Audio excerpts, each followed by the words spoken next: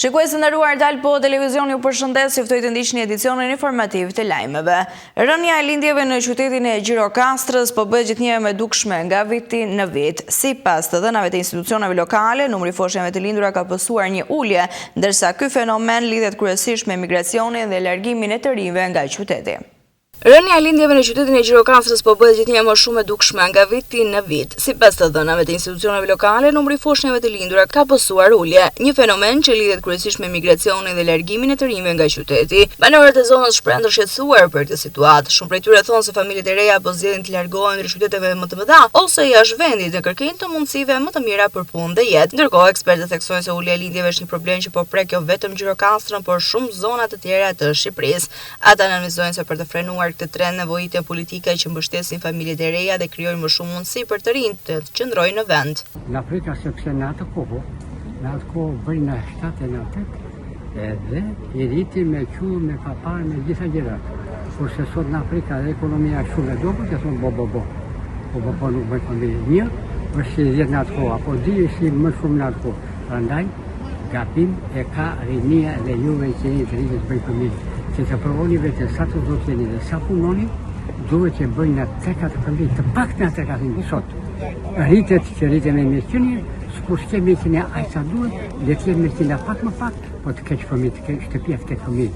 Kurse juve nuk e doni këtë, doni para një të më falje si rinie, si polkarë, doni më tepër keqi, pastaj familje doni para familja, se dhe u jam rritur. Ata 34 vjeç, dhe nuk kanë të raste se mund të ashtë po ka punuar në kanale në Bulqi, në Blektori, me dera, me lobë, me tira gjë, jatet jam. Do të thotë, atë që kam gërë, më ka zëmën. Andale juve, ndërojnë mëndën, të më fali, ndërojnë mëndën dhe më bëni familje. Bashkëpunoni, në fali vështeturit që kam bashkëpunoni në shtëpi me bura në qenë, dhe shoni familje. Jo rritë për po 2 herë, 3 herë në vitë. Sa të lundu të jeni. Se nuk jeni të lundu sot. Ne keni ndryshe, ne kishim ndryshe. Ju e keni ndryshe, ne kishim ndryshe. Ndikojnë kushtet ekonomike? Po ndikojnë, pa tjetë. Se Gjirokastra është vënd këtë të hapu. Ma gjitha anët. Ne kemi qenë në Janini, në Amerikën, në Gjirokastra. Të gjithë, dhe në kone, pa të zotë dhe të një. Ne kemi parë, gjitha përë. Po a mi vend të botës kanë këmë na pitoni një qikë memori. Gjithnjë më shumë Na i rifreskoni memori. Gjithnjë më shumë familjet po të kuren. Në qoftë më përpara bëshin nga 7 fëmijë. Tashmë të paktën në Gjirokastrën me zi bën 1 fëmijë.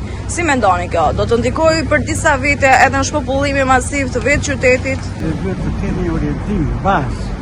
Gjirokastra është Gjirokastra. Nuk ka një vetë. 3 muajt e parë të këtij viti në Gjirokastrë po sillin një numër të konsiderueshëm të turistëve, ndërsa pritshmëritë për këtë sezon turistik janë të larta. 3 muajt e parë të vitit 2026 po sillin një rritje të ndjeshme të numrit të turistëve që kanë zgjedhur të vizitojnë qytetin e Gurit, Gjirokastrën. Sipas drejtorit të trashëgimisë kulturore në Gjirokastër, Ardis Duka, interesi për këtë qytet historik ka qenë i konsiderueshëm që në fillim të vitit, duke treguar se Gjirokastra po vijon të mbetet një nga destinacionet më tërheqëse për vizitorët vendas dhe të huaj. Rrogicat karakteristike me kaldrëm, shtëpitë e vjetra prej Gurit dhe monumentat historike vijojnë të tërheqin vëmendjen e turistëve që kërkojnë të njihen nga afër me historinë dhe kulturën e qytetit. Vizitorët ndalojnë për të parë nga afër kalan madhështore, pazarin karakteristik dhe muzeumet që ruajnë një pjesë të rëndësishme të identitetit të kësaj zone. Gjirokastra është e njohur për arkitekturën e saj unike dhe për statusin si pjesë e trashëgimisë botërore të UNESCO-s dhe vijon të mbetet një pikë referimi për turizmin kulturor në Shqipëri.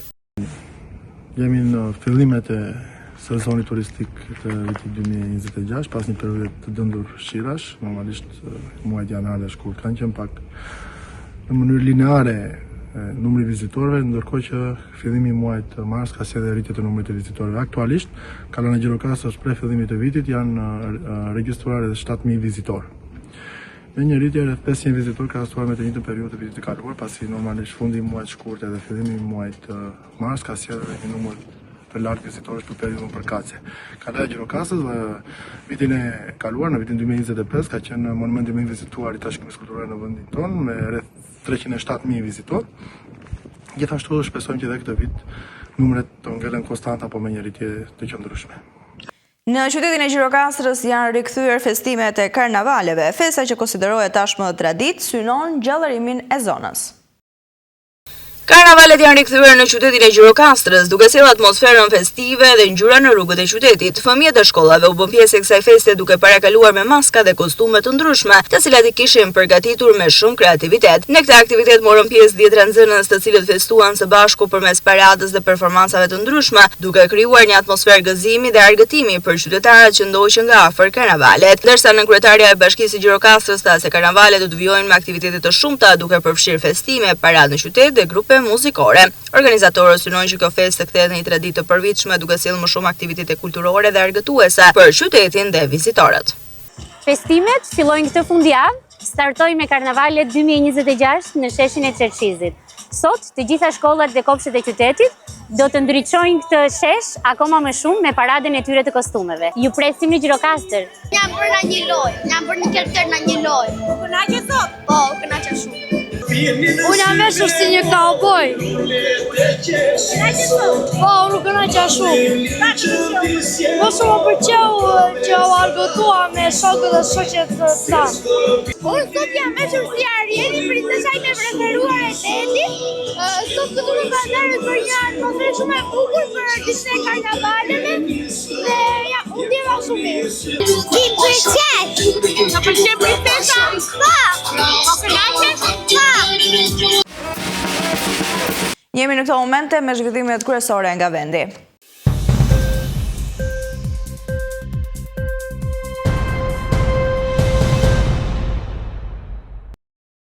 Reagimi I shpejt I policisë bashkë ngjarja me të shtëna me armë zjarri në ajër në Sarandë pas një konflikti mes të rinj, ndërsa janë identifikuar dhe ndaluar 4 persona. Ndërhyrja menjëhershme dhe veprimet intensive hetimore të specialistëve të seksionit për hetimin e krimeve në komisariatin e policisë Sarandë kanë bërë të mundur zbardhjen e shpejtë e një ngjarje me të shtëna me armë zjarri të ndodhur në lagjen numër 1 të qytetit. Nga veprimet hetimore dyshohet se më datë 12/3/2026 rreth orës 22:30 në rrugën Panorama, shtetasi JL dhe një si mitur për motive të dobta dhe pas konflikteve të mëparshme me disa të rinj, kanë qelluar me armë zjarri në ajër me qëllim kanosjen e tyre. Si rezultati I veprimeve të shpejta policore, në datë 13/3/2026 rreth orëve të mbrëmjes u bë e mundur kapja dhe ndalimi I shtetasve AZ, GA, AB dhe DZ, të moshës 18 vjeç banues në Sarandë, të cilët dyshohet se kanë qenë djenit të ngjarjes dhe nuk kanë kallëzuar krimin. Gjatë qyrjes së vendit të ngjarjes, shërbimet e policisë kanë sekuestruar në cilësinë e provës materiale 5 gëzhoja, disa aparate celulare si edhe një automjet, ndërkohë janë shpallur në kërkim shtetasi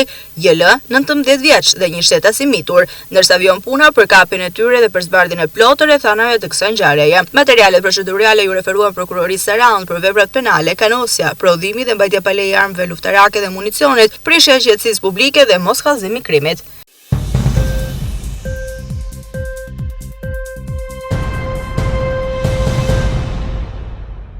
Qindra qytetarë të afërm dhe përfaqësues institucionesh u mblodhën mbrëmjen e dieshme në qendër të qytetit të Lezhës për të nderuar kujtimin e Gjuana Nikollajt, 25 vjeçares që humbi jetën pas përdorimit të fostoksinës. Homazhat u zhvilluan në një atmosferë të qetë dhe me dhimbje, ndërsa qytetarët vendosën qirin dhe lule për të përkujtuar jetën e shkurtër të kësaj vajze. Sipas familjarëve, Gjuana kishte kaluar një periudhë të vështirë pas dhunës së dyshuar nga ish-bashkëshorti me të cilën ishte divorcuar 3 muaj më parë. Pas vështirësive, 25 vjeçaria ishte marrë kujdes dhe mirëkuptim nga familja, e cila kishte nisur një jetë të re në Tiranë. Gjuana ishte duke u përgatitur për të filluar një punë të re në Tiranë, vetëm një ditë pas ngjarjes tragjike. Në lidhje me këtë rast, në kërkim është shpallur nga policia edhe ish-bashkëshorti I saj, Eraldo Fizi, dyshuar për veprat penale, dhunë në familje dhe shkaktimi vetvrasjes.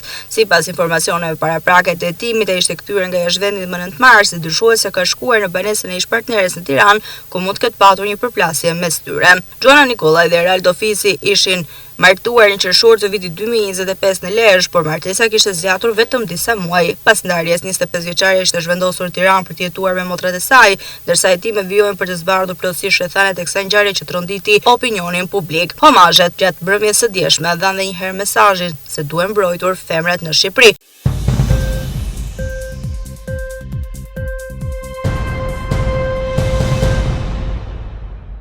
Ishte gjithçka e përgatitur për këtë edicion informativ lajmesh. Unë ju falenderoj për vëmendjen tuaj. Bashkë ndajemi këtu. Mirupafshim.